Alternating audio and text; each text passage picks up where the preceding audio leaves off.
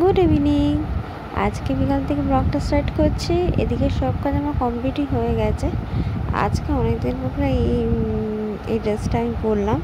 তার কারণ হলো এখানে সব আগের দিন কিছু কুর্তি সব আমি মেরেছি, মানে সাইডে মারতে হয়েছে, সেইগুলো আমি পরে দেখে নিয়েছি। আর আজকে ব্লাউজটা করে মেরেছি অনেকটা। দেখছো কতটা মারতে হয়েছে, মানে যাই হোক ঠাকুরের ইচ্ছায় নিজের ওয়েটটা একটু লুজ করতে পেরেছি অ্যাট লাস্ট। যাই হোক, এখানে নতুন একটা কুর্তি এবং ফ্লাওয়ার প্রিন্টের, যখন পরবো তোমরা অবশ্যই দেখতে পারবে। আর এখানে বাকি জিনিসপত্র সব গুছিয়ে রেখেছি। রান্না বান্না আছে, করা আছে লোটে মাছ, আর ওদিকে মাছ ভাজা আছে, তেল রয়েছে, সেটাতে মাছের ঝোল হবে। বাকি মাছটাতে কালকে রান্না হবে।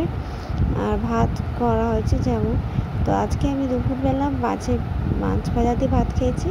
আর আমার বর মাছ ভাজা, ডাল, একটু চচ্চড়ি, এগুলো সব ছিল। এগুলো দেখে মাছ ভাজা দিয়ে ভাত খেতে কার না ভালো লাগে বলো? আমার তো ভালোই লাগে। অ্যাকচুয়ালি মাছটাই সবচেয়ে ফেভারিট আমাদের দুজনেরই। আমরা দুজনেই মাছ খেতে খুব পছন্দ করি।